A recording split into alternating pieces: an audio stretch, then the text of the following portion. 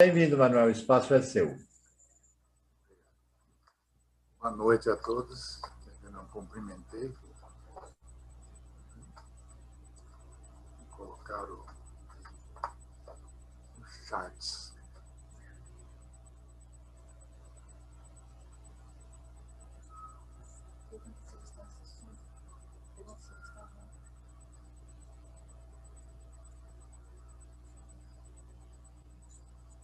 Estão todos enxergando? Nós estamos enxergando tudo, mas não estamos te ouvindo direito. Está muito baixinho. Chega mais perto do muito microfone. baixo? Vou procurar falar um pouco mais alto, então. Bom. Eu quis trazer esse tema para vocês hoje, porque está se tornando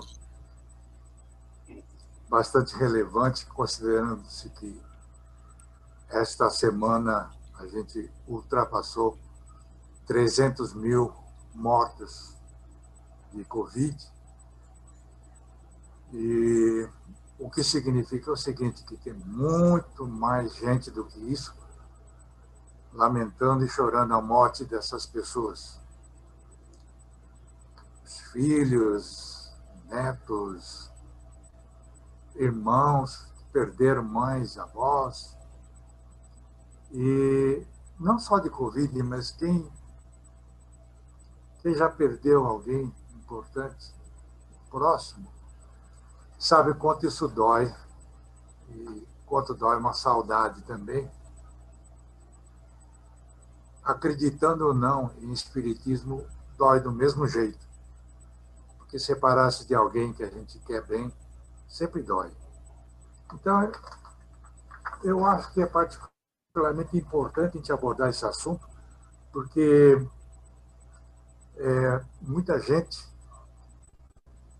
não acredita em espiritismo, ou então não gosta muito de pensar na vida após a morte, e também não se preocupa tanto com isso, mas chega numa hora de perda, vem aquela angústia de não saber ou precisar, pelo menos, ter o conforto de saber para onde é que eles foram, afinal, e como eles estão, se estão bem ou não. Então, é sobre isso que a gente gostaria de falar. Kardec, quando ele escreveu O Céu e o Inferno, ele estava tratando de princípios que regem a justiça divina. Mas não é o foco do nosso assunto desta noite. O que importa é a segunda parte da obra, onde Kardec fez um trabalho de campo muito extenso, saiu para fazer as pesquisas com as pessoas que entendem o que está acontecendo do outro lado, que são exatamente os desencarnados. Então, nessa segunda parte do livro, ele tratou e entrevistou 69 casos de evocação, casos muito ilustrativos. Claro que não vai dar para falar desses casos todos, mas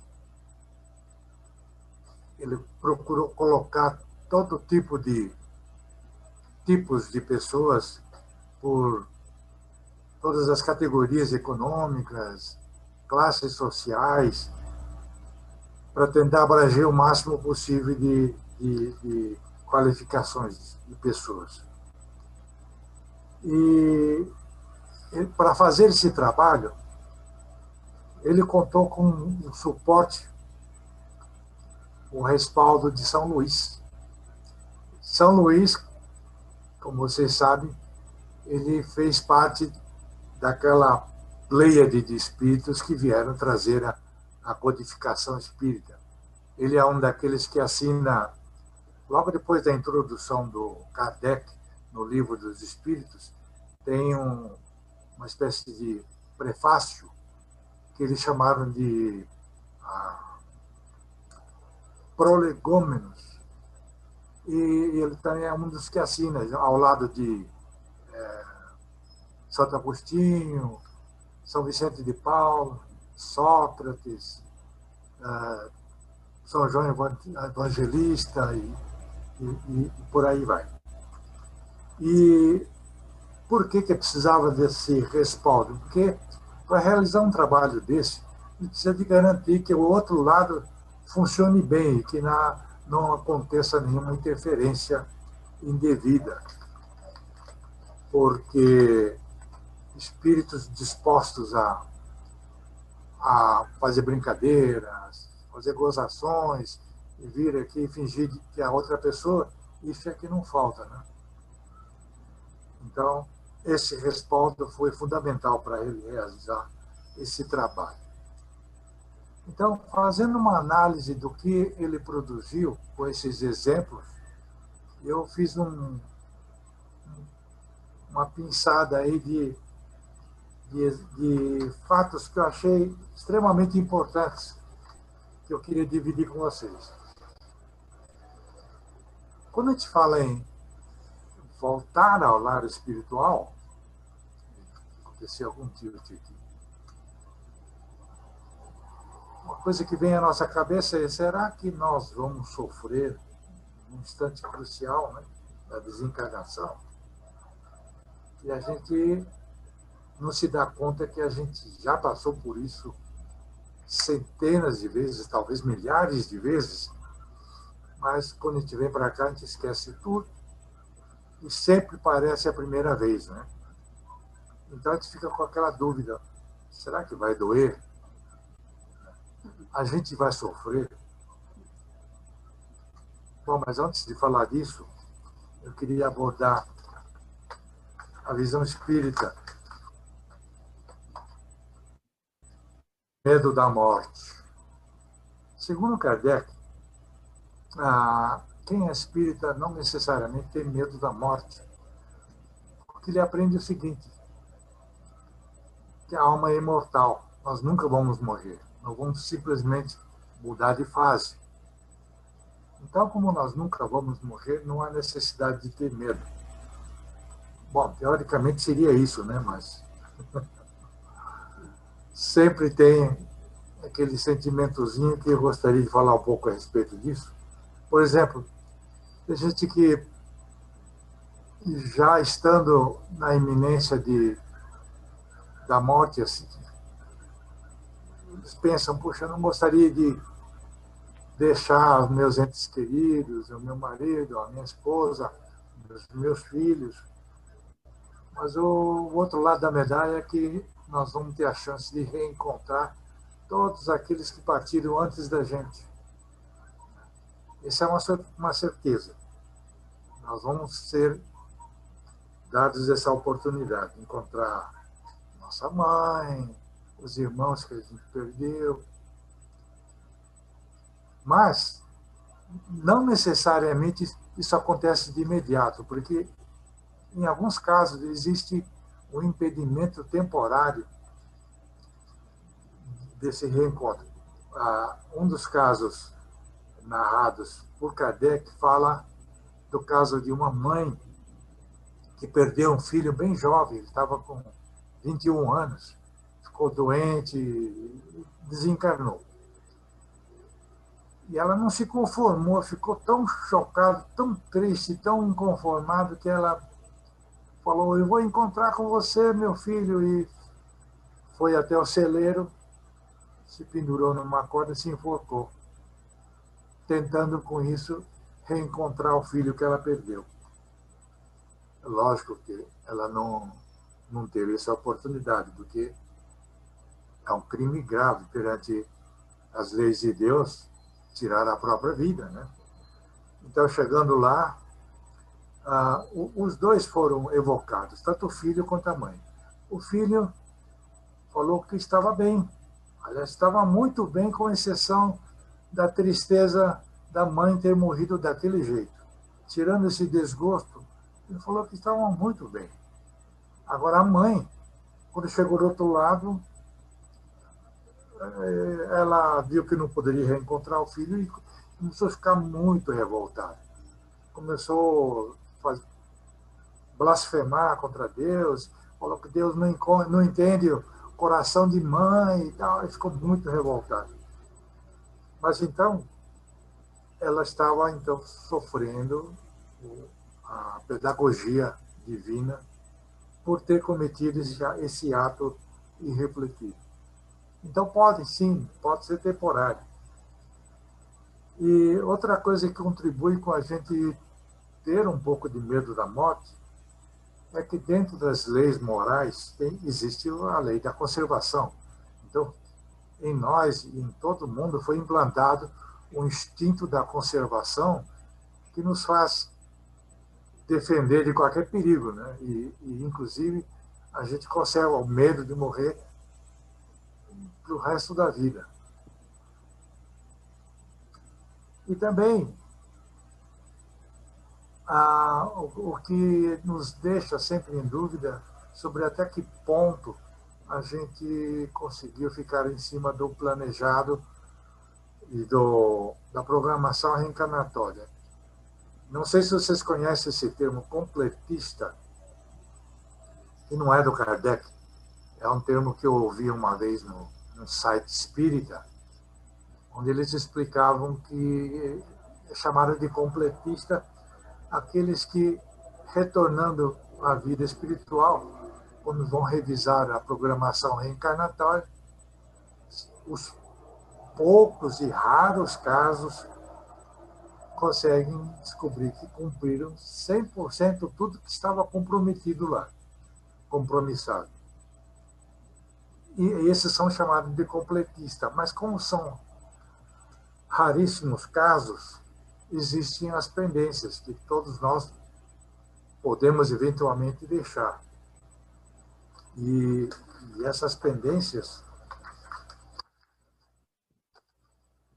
talvez não sejam de grande importância, assim, mas sempre fica uma coisa para ser resgatado numa próxima existência. Ou, eventualmente, a gente pode descobrir que, além de não ter cumprido tudo, a gente andou fazendo alguma bobagem que não devia e acabamos aumentando nossos débitos, o que é pior, né? Vai se transformar em expiação, reparação. E então, por causa dessas dúvidas que a gente não tem, nunca tem certeza se estamos completos ou não, é muito comum a gente ficar aí preocupado, será que eu vou para o umbral? Ou será que eu estou tão bem assim que não posso ir para o nosso lar?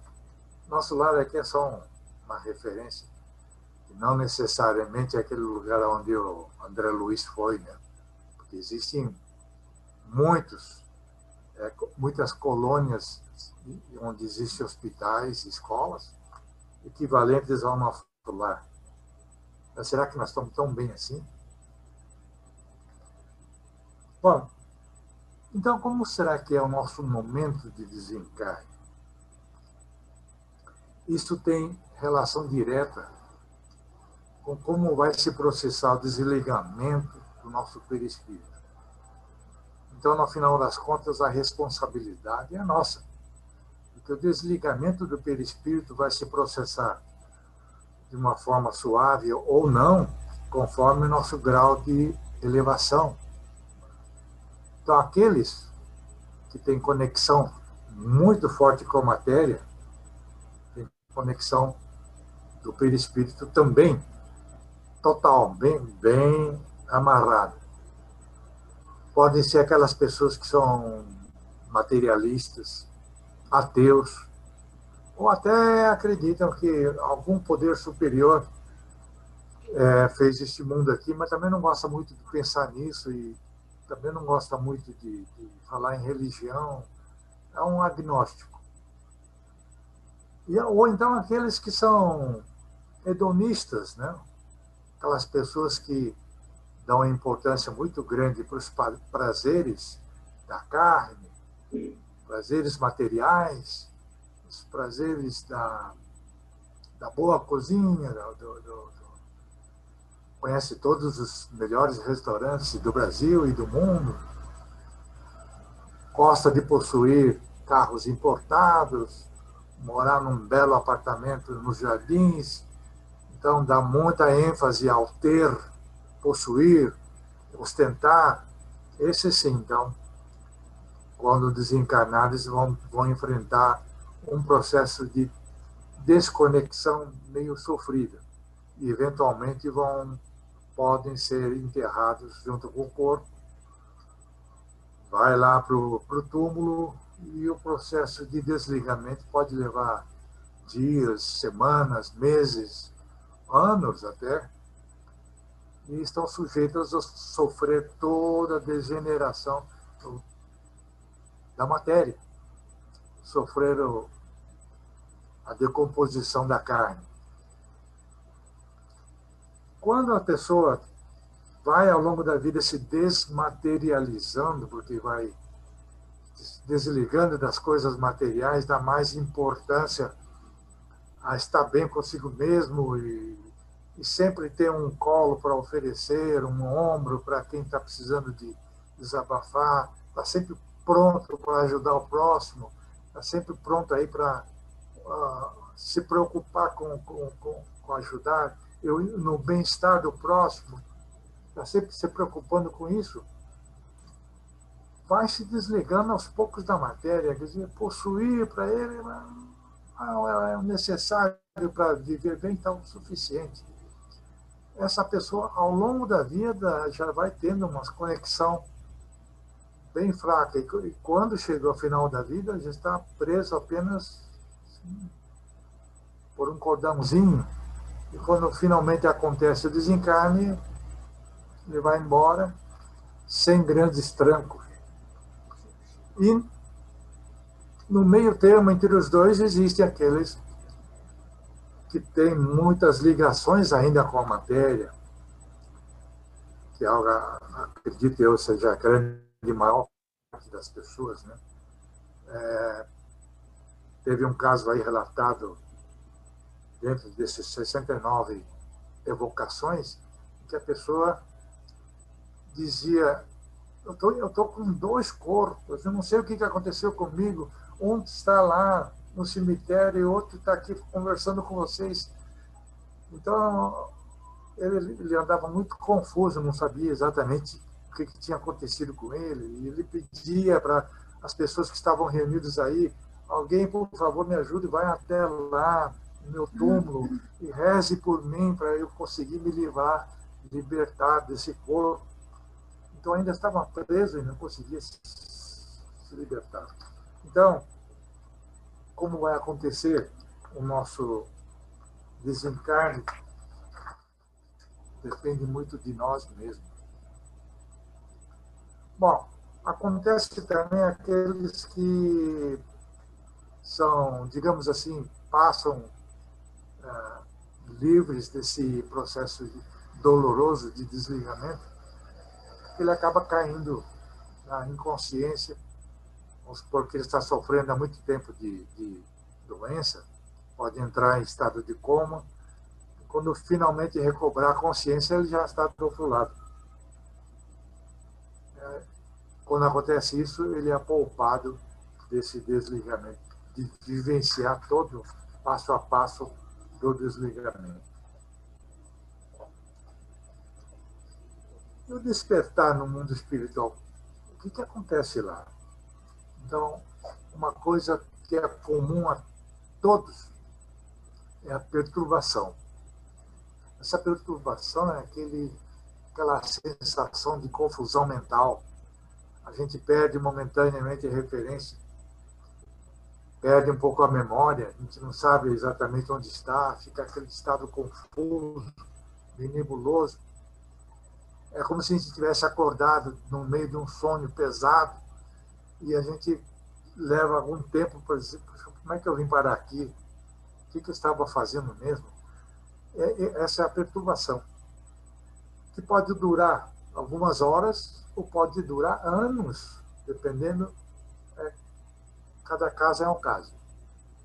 Teve um espírito aí que era um espírito bom, ele, um pouco antes de morrer, ele escreveu para a sociedade parisiense, para a sociedade espírita parisiense, pedindo para ser evocado logo que ele desencarnasse, porque ele já estava doente, ele sabia que desencarnaria logo, então ele pede, por favor, que estejam preparados para me evocarem logo que eu desencarnar. E foi o que eles fizeram. Assim que ficaram sabendo, as pessoas lá da sociedade se reuniram lá no velório, e lá no velório mesmo fizeram a evocação. Monsieur Sanson, o nome dele, e ele apareceu lá dizendo que ainda estava trêmulo, se sentindo fraco, mas ele falou, mas eu estou muito bem. E aí uma das primeiras perguntas que fizeram para ele é, o senhor ficou com perturbação? Ele falou, eu fiquei, mas a perturbação durou cerca de 8 horas, agora já estou bem. Então, até para espíritos bons, passa por essa perturbação de confusão mental. O que sente um desencarnado no mundo espiritual? Bom, aqueles que são considerados espíritos bons, que cumpriram todas as provas sem reclamar, procuraram durante a vida toda ajudar o próximo, foram pessoas boas, deram muita ajuda a todo mundo que os procurou, quer dizer, as pessoas que tiveram uma vida impecável e era admirado por todos, teve vários casos assim evocados, e então eles dizem o seguinte, uma coisa em comum, mas eu estou muito feliz, eu estou sentindo uma felicidade que eu não tenho palavras para dizer, indizível. Agora, também tem aqueles que estão numa situação mediana, né, que não fizeram mal, mas também eram pessoas boas, mas quando vão para lá, eles se dão conta de quanto tempo foi perdido aqui durante a encarnação. Então, vem aquela sensação, vocês lembram da letra daquela música Epitáfio, dos Titãs, né? Eu deveria ter amado mais, etc. Deveria ter perdoado mais pessoas, não deveria ter dado tanta importância para picuinhas. Quanto tempo que eu perdi sem ter feito nada construtivo. Eu poderia ter praticado mais caridade, ajudado mais pessoas. Essa é uma coisa em comum com todo mundo que está nessa situação mediana. Não são nem felizes e nem são sofredores. Eles são tomados desse sentimento de que não aproveitaram tão bem a encarnação. E um deles contou o seguinte, porque eles perguntaram, mas o senhor sempre foi uma pessoa boa, honesta, como que o senhor não pode não estar se sentindo feliz? Ele falou o seguinte, há uma diferença muito grande entre ser honesto entre pessoas com ser honesto perante Deus. Uma diferença abissal aí. Porque você pode ser uma pessoa honesta, cumprir todas as leis do ser humano e ainda assim prejudicar pessoas, criar um monte de inimigos para algum desafeto, né, usando maledicência, fazendo difamação, prejudicando os negócios das pessoas. Nada disso é ilegal e você não fez não cometeu nenhum crime, mas perante Deus. Então, agora também falta falar do sofredor. Esses são aqueles que, quando se despertam, eles são tomados de um sentimento muito forte de remorso, angústia, arrependimento. Mas por quê, né? Porque fizeram muita bobagem, prejudicaram muita gente, cometeram crimes, estão aí incluídos, inclusive aqueles que não se arrependeram de terem feito tudo isso, prejudicado pessoas. Existem espíritos assim, que não estão do outro lado, ainda continuam arrogantes e não dão o braço a torcer, mas por dentro estão sofrendo dores atrozes. Bom, mas então, por que só quando a gente desencarna é que a gente é tomado por esses sentimentos? Sentimento tanto de felicidade quanto de sofrimento. Esses sentimentos são amplificados. Por quê? Né? Bom, a matéria ele encobre muitos dos sentidos que o espírito tem, isso de uma forma muito, muito aguçada. Ela embota os sentidos da gente. Então, a matéria, por exemplo, os sentimentos, mesmo que a gente tenha um pouco de arrependimento, um pouco de sofra um pouco de angústia, tal, a gente fala, não quero pensar nisso, e procura fazer outra coisa, ele consegue até dar uma driblada nesses sentimentos, mas quando chega do outro lado não tem jeito, ele é tomado de uma forma muito forte. Então, os sentidos, quando a gente desencarna, tudo fica muito mais aguçado, né? Inclusive o sentido da visão, do olfato, Por exemplo, a gente não precisa enxergar as coisas com os olhos. A gente enxerga com os olhos da alma. A gente consegue enxergar no escuro, a gente consegue enxergar através de paredes, não precisamos dessas coisas. Mas isso depende do grau de evolução. Os espíritos menos evoluídos, até uma parede material, eles ficam intimidados e acham que não conseguem passar por uma porta, por uma parede. Então depende do grau de evolução. Os espíritos podem ler pensamentos?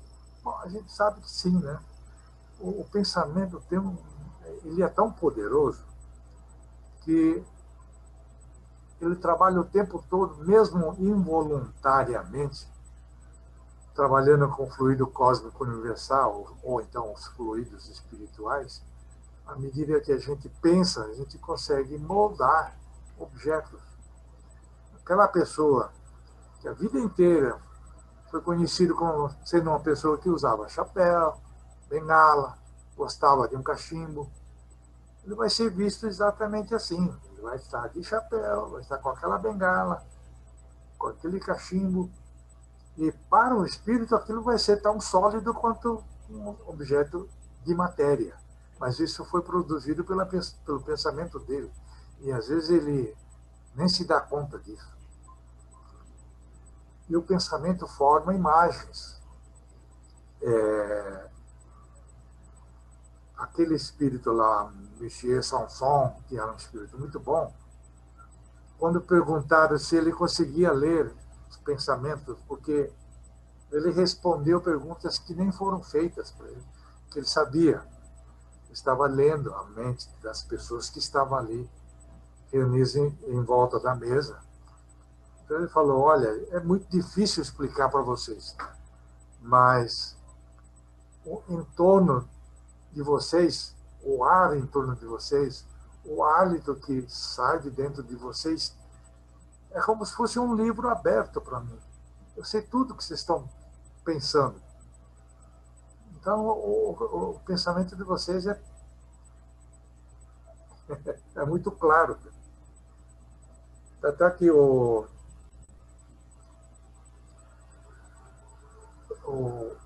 espírito, quando vê alguém planejando alguma coisa, planejando cometer um crime, ele está vendo tudo lá como se fosse um vídeo passando lá, né?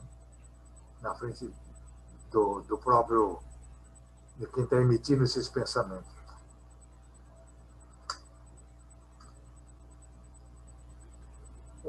na questão 457 do Livro dos Espíritos, Kardec pergunta, né? Os espíritos conseguem perceber até os pensamentos mais ocultos nossos? Eles falam, sim. Eles conseguem perceber até aquilo que vocês gostariam de esconder de vocês mesmos. Vocês pensaram, ficaram com vergonha e falaram, ixi, não quero pensar nisso. Ah, mas eles captaram. E eles podem usar, se for um espírito obsessor, pode usar isso contra você.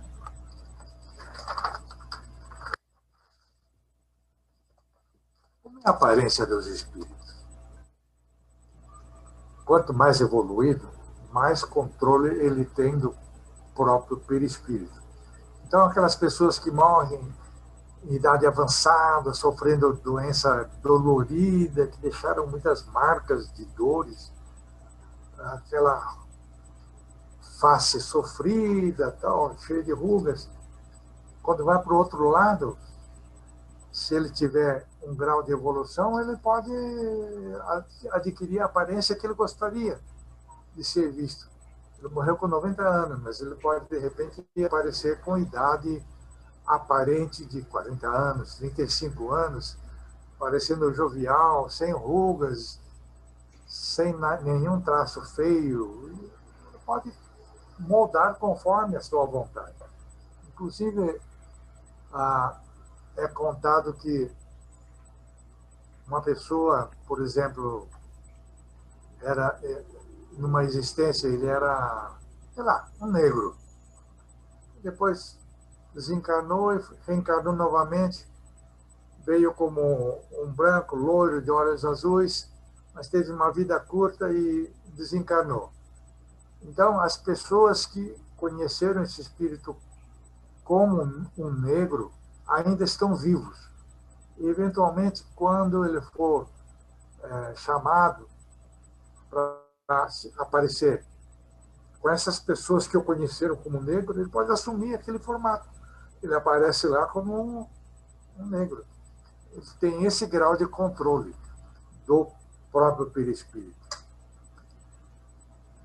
Mas isso é só para os espíritos mais evoluídos. Os espíritos inferiores, eles não têm controle nenhum da aparência. E conforme vai aumentando o grau de maldade, grau de malefícios que ele vai causando, ele vai se tornando um indivíduo com uma aparência terrível, uma aparência vai ficando cada vez mais monstruoso, uma aparência de quase de animal. O conhecimento da doutrina espírita ajuda quem desencarna.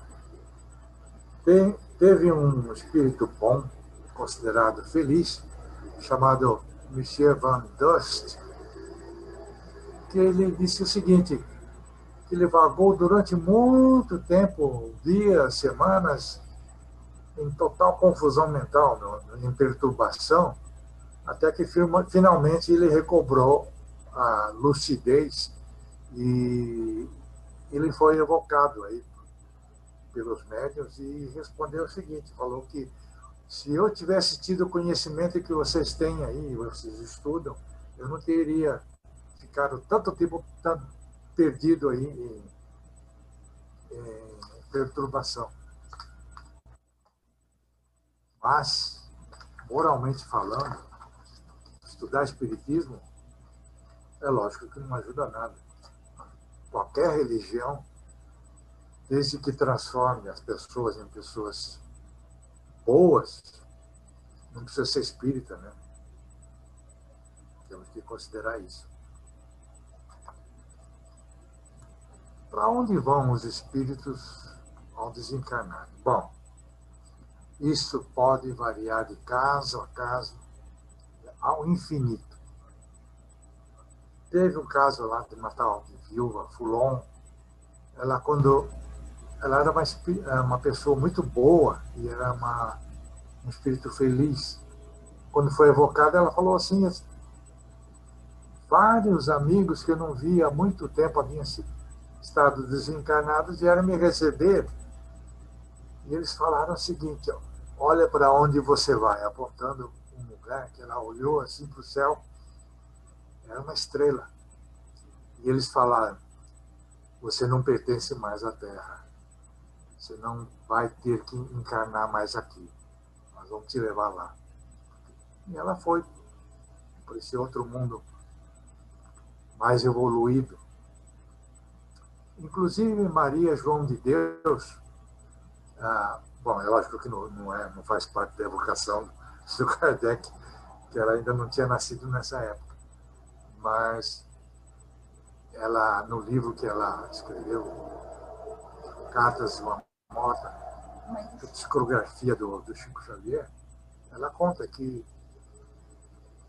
quando ela teve uma oportunidade de perguntar para o benfeitor dela, ela disse: onde fica a Terra? E apontou para um lugarzinho, um pontinho azul, parecia uma estrela. Fica lá. Ela falou: nossa, está tão longe assim. Aí ele disse: fixa tua mente lá firmemente. Aí, rápido como o pensamento, ela se deslocou e veio parar no nosso orbe e estava volitando nos céus da Terra. E ela tomou um susto, porque ela veio parar bem no meio do oceano e estava no meio de uma tempestade e ela ficou com medo. Assim.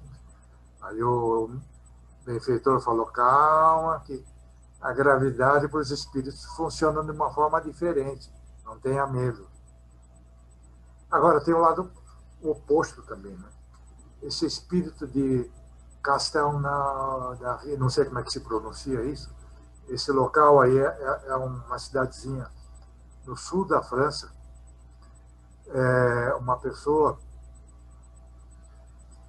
cometeu um crime terrível dentro de uma casa lá.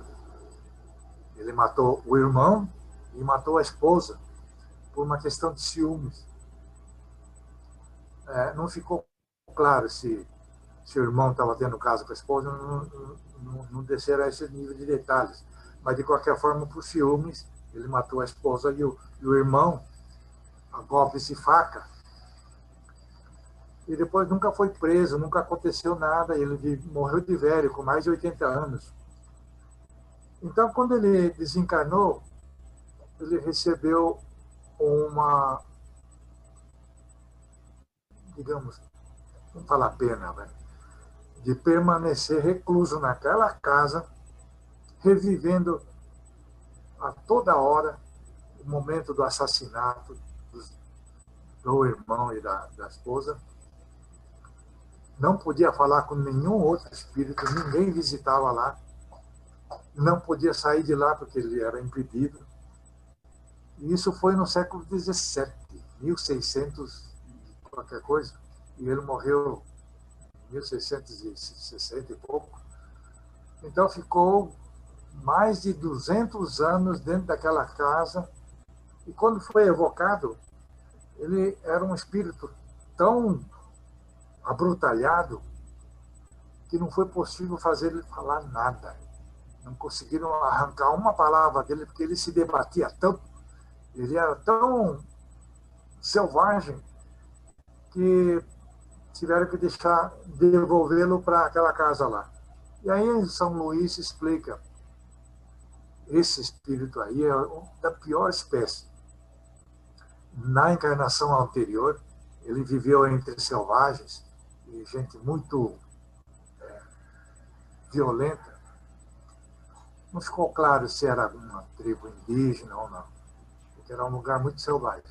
E antes dessa encarnação, ele tinha sido transferido de um mundo inferior ao da Terra.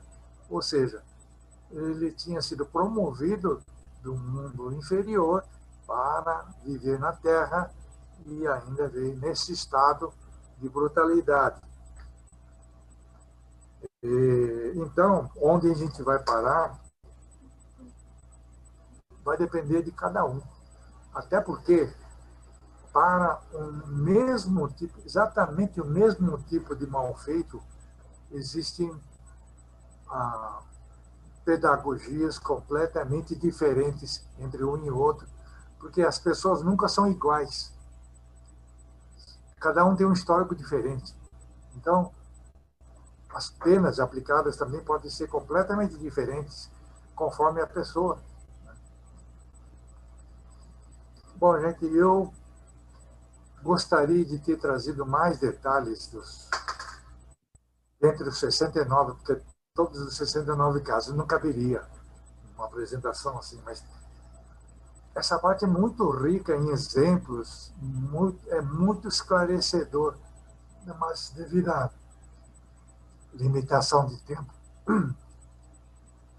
eu, eu não consegui trazer tudo aqui. Eu vou, então, talvez deixar para uma próxima apresentação. Tem uma marcada para maio, acho que no final de maio. Eu vou ver se eu incluo mais casos aí. Então, por enquanto, obrigado pela atenção. Eu termino aqui. Obrigado.